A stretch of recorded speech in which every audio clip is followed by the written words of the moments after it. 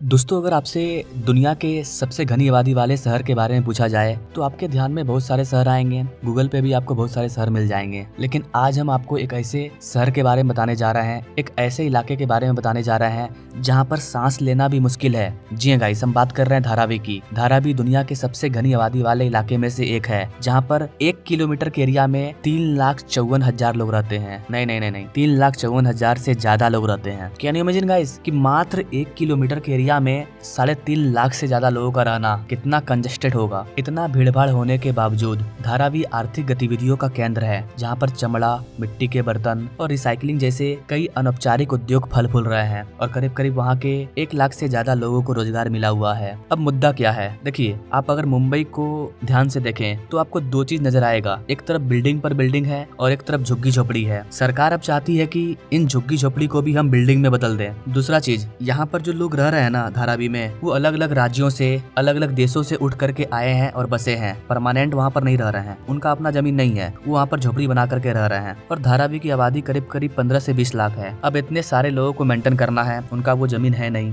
लेकिन सरकार उनको घर देना चाहती है। जनसंख्या वहाँ पर दिन प्रतिदिन बढ़ते जा रहा है। तो सरकार ने एक प्रोजेक्ट तैयार किया कि हम धारावी का रीडेवलपमेंट करेंगे। जैसे मुंबई के बड़े बड़े शहर है, बड़े बड़े बिल्डिंग है, वैसा यहाँ पर हम बड़े बड़े बिल्डिंग बनाएंगे और लोगों को घर देंगे। अच्छी बात है ना? प्रॉब्लम क्या हो रहा है फिर? क्यों विपक्ष इसके पीछे अड़चन लगा रहा है? क्यों फिर अडानी को गाली दिया जा रहा है? उस पर भी हम लोग बात करेंगे। And have now undertaken the world largest slum redevelopment initiative, the Dharavi projects. For me, Dharavi is not just about slum redevelopment. It is about restoring dignity, creating a sustainable ecosystems, and changing the status quo for over 1 million residents. अब चूंकि सरकार तो बन चुकी है BJP की महाराष्ट्र में और उसी ने इस प्रोजेक्ट को लॉन्च किया था, तो धारावी प्रोजेक्ट तो आगे बढ़ेगा, इसमें कोई दो मत नहीं है। लेकिन अभी भी वहाँ पर प्रॉब्लम है, वहाँ के लोगों का प्रॉब्लम है। लेकिन क्या अगर सरकार झोपड़ी को हटा करके बिल्डिंग बनाना चाह रही है, आपको घर दे रही है, तो फिर आपको क्या प्रॉब्लम हो रहा है? आइए इस पर बात करते हैं। आखिर इन 20 लाख लोगों का क्या प्रॉब्लम है? इसके अलावा इसके लेटेस्ट अपडेट के बारे में जानेंगे कि धारावी रीडेवलपमेंट प्रोजेक्ट का कितना काम पूरा हुआ है, इसके लिए सरकार क्या कर रही है, अब आगे क्या किया जाएगा। तो वीडियो में काफी मजा आने वाला है, बने रहिए हमारे साथ। नमस्कार साथियों, मैं विकास और आप देख रहे हैं ऑल इंडिया प्रोजेक्ट।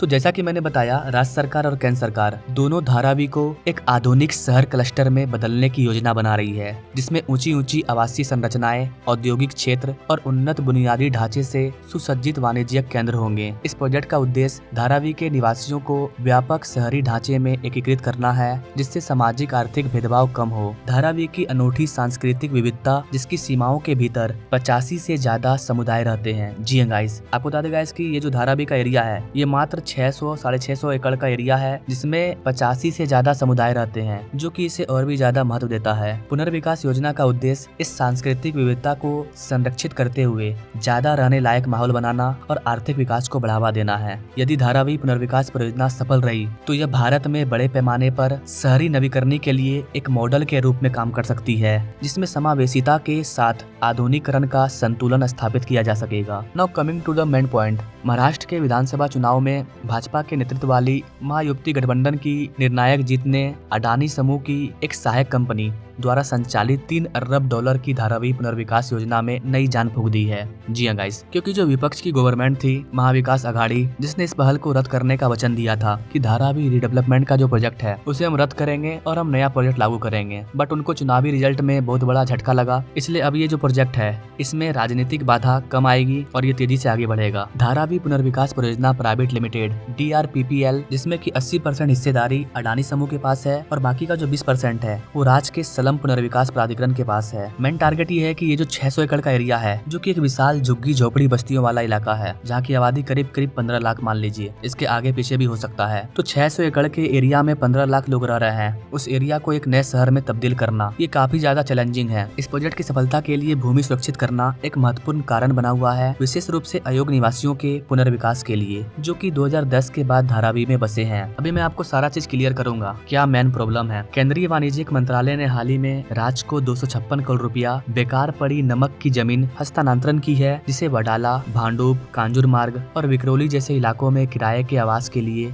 निर्धारित किया गया है। इस तरह से उद्देश्य के लिए देवनार डंपिंग ग्राउंड के पास 125 एकड़ अतिरिक्त जमीन आवंटित की गई है। इसके साथ ही इस प्रोजेक्ट ने पात्र निवासियों के आवास के लिए भारतीय रेलवे से भूमि का अधिग्रहण कर लिया है तथा ध्वस्तीकरण और प्रारंभिक कार्य पहले से ही चल रहे हैं। पुनर्विकास योजना में पात्र निवासियों के लिए मौके पर ही आवास अवेलेबल कराने की परिकल्पना की गई है। मैं आपको अपने भाषा में समझाता हूँ। सरकार का कहना है कि 1 जनवरी 2000 पहले से जो लोग धारावी में रह रहे हैं उनको 350 वर्ग फुट का फ्री में मकान दिया जाएगा बना करके। इसके बाद जो 2000 से 2011 के बीच में आए हैं और यहाँ पर बस गए हैं उनको प्रधानमंत्री आवास योजना के तहत 300 वर्ग फुट के मकान के लिए 2.5 लाख रुपया दिया जाएगा। साल 2000 से पहले जो लोग रह रहे हैं वो भी यहाँ के अपने नहीं है, वो भी आके बसे हैं। और 2000 से लेकर के 2011 के बीच में जो लोग आए हैं वो भी यहाँ के अपने नहीं है, वो भी आके बसे हैं। सरकार उनको भी घर दे रही है। इसके बाद जो अयोग्य निवासी हैं जो 2011 के बाद आए हैं और वो भी यहाँ पर रह रहे हैं 10 साल से, तो वैसे जो लोग हैं ना वो लोग भाड़ा पे रह रहे हैं। आप धारावी जाओगे ना तो वहाँ पर आपको 4000-5000 रुपया में घर के अंदर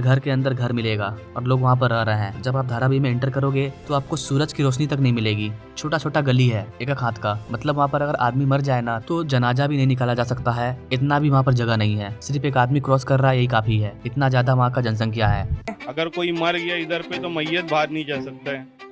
तो जो लोग वहाँ पर एक्स्ट्रा में आकर के बसे हैं, भाड़ा लेकर के रह रहे हैं, उनके लिए सरकार एक अलग से टाउनशिप बनाएगी जहाँ पर वो किराया लेकर के आराम से रह सकते हैं, जो कि अभी वो रह रहे हैं। वहाँ के लोगों का कहना है कि सरकार पता कैसे लगाएगी कौन 2000 के पहले से यहाँ पर है। अभी मैं सारे प्रॉब्लम पर भी बात करूंगा कि लोगों का क्या कहना है और सरकार का क्या कहना है। पात्र निवासियों और व्यवसायों की संख्या को अंतिम रूप देने के लिए सर्वेक्षण चल रहा है और मार्च 2025 तक इसके समाप्त होने की उम्मीद है। इकोनॉमिक्स टाइम्स के रिपोर्ट के अकॉर्डिंग अक्टूबर तक 15,000 से अधिक संरचनाओं का मूल्यांकन पूरा हो चुका था और अभी की जो रिपोर्ट है जिस पर मैं बात करूंगा उस रिपोर्ट के अकॉर्डिंग 15,000 घरों का मूल्यांकन किया जा चुका है। अब मैं आपको प्रॉब्लम समझा रहा हूँ मैम, ठीक है, कि धारावी में जो 10-15 लाख लोग रह रहे हैं उनका क्या कहना है, जो पहले से वहाँ पर रह रहे हैं, और सरकार का क्या कहना है। देखिए सबसे पहले सवाल उठाते हैं लोग अडानी पर। देखिएगा अडानी के बारे में स्टोरी आप खुद पढ़ लीजिएगा। वो भी हमारे आपके तरह आम व्यक्ति है। जब वो मुंबई आए थे तो वो धारावी में रुके थे और वो धारावी को देख चुके हैं और वो धारावी को बदलना चाहते हैं। वो उनका एक ड्रीम प्रोजेक्ट है और पैसा के मामले में भी वो आगे हैं। अब धारावी में बिल्डिंग बन रहा है, उसका 80% खर्चा अडानी ग्रुप उठा रही है। तो पैसा जिसके पास रहेगा वही उसका खर्चा उठाएगा और कोई तो आपको फ्री में घर बना के देगा नहीं कि बाद में आपको पैसा मिल जाएगा, आप अभी दे दीजिए हमको अरबों रुपया, कोई नहीं देगा। तो उनके पास पैसा है, वो पैसा लगा रहे हैं, ठीक है। जैसा कि मैंने आपको बताया 2000 से पहले जो लोग रह रहे हैं उनको 350 वर्ग फीट का एरिया मिलेगा रहने के लिए। जो 2000 के बाद आए हैं 2011 के बीच में उनको 300, और जो 2011 के बाद आए हैं उनको भाड़ा में घर मिलेगा। सरकार उनको घर बना करके दे रही है, उनसे वो लोग खुश हैं, ठीक है। प्रॉब्लम क्या है कि धारावी में जो लोग रह रहे हैं वो सिर्फ वहाँ पर रह नहीं रहे हैं, वहाँ पर हर एक घर के अंदर एक बिजनेस चल रहा है। पूरा परिवार मिलकर के काम करता है तब जाके उनका पेट भरता है। सरकार उनको घर तो दे देगी बट वो लोग जो वहाँ पर बिजनेस कर रहे हैं उसका क्या। चलो ठीक है, मान लिया आप घर दे दिए, लेकिन वहाँ पर जो सबसे बड़ा बिजनेस चल रहा है चमड़े का चाहे रिसाइकलिंग का, उसकी गारंटी कौन देगा, बिजनेस कैसे मिलेगा। अभी तो वो जैसे तैसे काम कर रहे हैं। आप अगर बिल्डिंग तोड़ोगे फिर नया बिल्डिंग बनाओगे तो आप तो एक नया शहर बना दिए, लेकिन वो जो रोजगार कर रहे थे घर के अंदर बैठ करके उस रोजगार का क्या। पहला पॉइंट ये हुआ जो उनका कहना है। मैं चाहता हूँ डेवलपमेंट होने नहीं चाहिए, क्योंकि बहुत से इंडस्ट्री छोटे मोटे कारोबार चलो ये तो हम लोग का सेट हो जाएगा, लेकिन जो बेचारे प्लास्टिक जो उनका प्लास्टिक चुनते हैं तो उनके लिए दिक्कत हो जाएगी। दूसरा सबसे बड़ा पॉइंट ये है कि उनका ये कहना है कि सरकार कैसे पता लगाएगी कि कौन से लोग साल 2000 के पहले से रह रहे हैं या फिर 2000 के बाद से। उनका ये भी कहना है कि जो वहाँ के लोकल विधायक हैं, जो लोकल गवर्नमेंट है, वो क्या कर रही है कि जो बड़े बड़े अधिकारी हैं वो घूस लेकर के पैसा लेकर के नए लोगों की झोपड़पट्टी बना दे रही है और बोल दे रही है कि ये जो बंदा है, ये जो घर है, ये 2000 पहले से यहाँ पर रह रहा है, जो कि आज आया है और उसको सरकार के डेवलपमेंट प्रोजेक्ट के तहत घर मिल जा रहा है, और जो एक्चुअल में पुराने लोग हैं उनको घर नहीं मिल रहा है। तो ये सबसे बड़ा स्कैम यहाँ पर चल रहा है, ये एक मुद्दा है। नेताओं के जो चमचे हैं वो आज कहीं झोपड़ा बांध रहे हैं, वो पेपर लगा के उसको पात्र करा दे रहे हैं, और जो 20 साल से लोग रह रहे हैं वो अपात्र हो जा रहे हैं। ऐसा स्कैम चल रहा है यहाँ पे, स्कैम चल रहा है। स्कैम चल रहा है। मतलब कि जो 2000 से पुराने हैं उनको अपात्र किया जा रहा है, जो आज झोपड़ा बना रहे हैं और डुप्लीकेट पेपर लगा के पास करा रहे हैं, वो पात्र हो जा रहे हैं। अभी अंदर आप देखना अभी नया झोपड़ा बन रहे हैं, वो पात्र हो जा रहे हैं, पात्र कर रहे हैं, और ये अपात्र हो जा रहे हैं। पतरा वितरा मार के छत भी डाल के उसको सर्वे करा और के। ये जो नेता हैं, लोक प्रतिनिधि, उन्हीं के लोग हैं। तो ये दो सबसे बड़ा मुद्दा है। तो अब सवाल आता है कि सरकार इसका सोल्यूशन कैसे करेगी। तो गाइस आपको बता दें कि सरकार इसे अपने तरीके से सोल्यूशन कर रही है। पैन कार्ड, आधार कार्ड चेक किया जा रहा है, लिस्ट निकाला जा रहा है, जो लोग वहाँ पर घर बना के रह रहे हैं, जिनका पक्का का मकान है, उसको चेक किया जा रहा है, और भी कई सारे पुराने डाटा हैं, जाति निवासी हो गया, पैन कार्ड हो गया, इन सारी चीजों से पता चलता है कि आप कितना दिन से यहाँ पर रह रहे हैं। तो सरकार उसकी मदद ले रही है और घरों का सर्वेक्षण किया जा रहा है। इसका प्रॉपर सोल्यूशन क्या होना चाहिए ये तो आप हमें कमेंट करके बताइएगा। अभी वर्तमान में सरकार क्या कर रही है और धारावी रीडेवलपमेंट का कितना काम आगे पहुंचा है, आइए उस पर बात कर लेते हैं। प्रॉब्लम तो आपको समझ में आ गया ना कि क्या प्रॉब्लम है। देखिए गाइस, धारावी पूरे एशिया का सबसे बड़ा झुग्गी झोपड़ी वाला बस्ती है और सरकार इसका रीडेवलपमेंट करना चाहती है और इसका काम स्टार्ट हो चुका है। महाराष्ट्र सरकार और अडानी समूह के बीच में एक संयुक्त उद्यम धारावी पुनर्विकास परियोजना प्राइवेट लिमिटेड, इनके द्वारा 28 नवंबर को एक बयान जारी किया गया, जिसमें इन्होंने बताया कि इस साल मार्च के महीने में काम शुरू हुआ था लोगों के घर का सर्वे करने का, कि कौन कब आए हैं, किनका घर बनना चाहिए, किनको घर मिलना चाहिए। तो बताया जा रहा है कि अब तक मार्च 2024 से लेकर के अब तक 25,000 मकानों का सर्वेक्षण कार्य पूरा हो चुका है और 60,000 घरों की संख्या तय की जा चुकी है। यानी कि 60,000 घरों की संख्या तैयार है, वहाँ तक सर्वेक्षण किया जाएगा। मात्र 7-8 महीनों में इतना बड़ा काम करना ये इतना आसान काम नहीं है, बट ये पूरा हो चुका है। कंपनी ने मार्च 2024 में सर्वेक्षण कार्य शुरू किया था और मार्च 2025 तक इसके पूरा होने की संभावना है। धारावी पुनर्विकास अधिकारियों के अनुसार कंपनी ने अपने बयान में कहा है कि धारावी के 5 सेक्टरों और 34 जोन में प्रतिदिन 50 से ज्यादा समर्पित टीमें तैनात की जाती है और औसतन एक दिन में 300 से 400 घर का सर्वे किया जाता है और 200 से 250 घरों का सत्यापन किया जाता है। 2 चुनावों और लंबे समय तक चले मानसून जैसी बड़ी चुनौतियों के बावजूद 25,000 से ज्यादा घरों का सर्वेक्षण पूरा हो चुका है और इस साल ये सारा चीज फील्ड पे काम कर रहे लोगों की वजह से हुआ है, जो एकजुट होकर के काम कर रहे हैं। मकानों का सर्वेक्षण करना एक जटिल कार्य है, जिसके लिए सावधानी पूर्वक प्रयास और समन्वय की आवश्यकता होती है। कंपनी ने एक बयान में कहा कि इसकी शुरुआत भूमि सर्वेक्षण करने वाली टीमों से होती है, उसके बाद मकानों की व्यवस्थित संख्या निर्धारित की जाती है,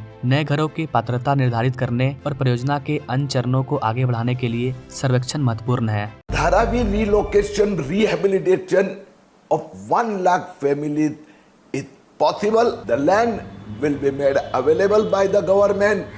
The infrastructure, the experience, the capacity of Adani, it is feasible and it is already started. Company का कहना है कि सर्वेक्षण की प्रक्रिया भूमि की जांच और मकानों की संख्या निर्धारण से शुरू होती है। क्षेत्र के लेआउट को कैप्चर करने के लिए सर्वेक्षण के लिए उन्नत लिडार मैपिंग तकनीक का उपयोग किया जाता है। एक बार बेस मैप मान हो जाने के बाद सबसे महत्वपूर्ण चरण शुरू होता है, जो डोर टू डोर सत्यापन है। कंपनी का कहना है कि प्रत्येक मकान को एक पूर्व निर्धारण प्रणाली के आधार पर एक विशिष्ट पहचान कोड दिया जाता है। आपको बता दें गाइस कि इस प्रोजेक्ट का जो शुरुआत है वो करीब 20,000 करोड़ रुपए की लागत से शुरू हुआ था, जहां पर कई सारे कंपनियों ने टेंडर जारी किया था, लेकिन अडानी ग्रुप टेंडर जीती थी शुरुआती दौर में 5,069 करोड़ रुपया की निवेश का वादा करके कि वो एक ही बार में इतना सारा रुपया यहाँ पर इन्वेस्ट करेगी, और वो इस प्रोजेक्ट को जीती थी 2022 में। बट कई सारी चुनौतियों का सामना करना पड़ा, काम रुका, बट काम अभी चल रहा है और सरकार अब बन चुकी है, तो 5 साल में काफी हद तक काम खिंचाएगा। सूत्रों के मुताबिक करीब 2.5 से 2 लाख मकानों का सर्वेक्षण किया जाएगा। 2.5 से 2 लाख सिर्फ मकान का सर्वेक्षण किया जाएगा, यानी इन मकानों में रहने वाले लोगों की संख्या 10 लाख के पार हो जाएगी। इतने लोगों का उद्धार किया जाएगा इस प्रोजेक्ट के माध्यम से। कुछ लोगों को अलग से घर बना करके दिया जाएगा, कुछ लोगों को कहीं और घर दिया जाएगा, और जो हाल फिलहाल में वहाँ पर आकर के भाड़ा में रह रहे हैं उनको भाड़ा पर अलग से रूम दे दिया जाएगा। लेकिन लोगों का जो मेन सवाल है, उनको घर मिलेगा, इसका तो गारंटी मिल रहा है। किनको मिलेगा? जो लोग वहाँ रह रहे हैं 2000 के पहले, उनको फ्लैट मिलेगा 350 वर्ग फुट एरिया का, उनको मिलेगा 300 वर्ग फुट का एरिया। और जो लोग नए आए हैं, जो भाड़ा में रह रहे हैं, उनको भाड़ा में रहना पड़ेगा, क्योंकि ऑलरेडी वो भाड़ा में रह रहे हैं। और भाड़ा का पैसा किसके पास जा रहा है? जो लोग वहाँ पर पहले से बस चुके हैं उनके पास। तो ये पूरा प्रोजेक्ट है और ये पूरा मुद्दा है। अभी सरकार अपने तरीके से काम कर रही है, क्योंकि ये 1-2 लोगों का बात नहीं है, करीब 10 लाख लोगों के लाइफ का सवाल है। तो सरकार पागल तो नहीं है कि ऐसे वैसे काम करेगी। काम को एक परफेक्ट तरीके से किया जा रहा है। डेली 200-300 घर का सर्वेक्षण किया जा रहा है और जांच करके पता लगाया जा रहा है ये कब से रह रहे हैं, उनको उसके हिसाब से एक कोड दिया जा रहा है। तो कैसे ये पूरा प्रोसेस है धारावी रीडेवलपमेंट को लेकर के, जितनी भी डिटेल है लगभग मैंने आपको बता दी है। अब आप इसके बारे में क्या कहना चाहेंगे? क्या इतने बड़े शहर को एक शहर में बदलना इतना आसान काम है? आप अगर धारावी से हमारे वीडियो को देख रहे हैं तो आप अपने डाउट को जरूर कमेंट कीजिए। आपके एक कमेंट से हमें फर्क पड़ता है। बाकी मिलेंगे हम लोग नेक्स्ट वीडियो में, तब तक के लिए जय हिंद।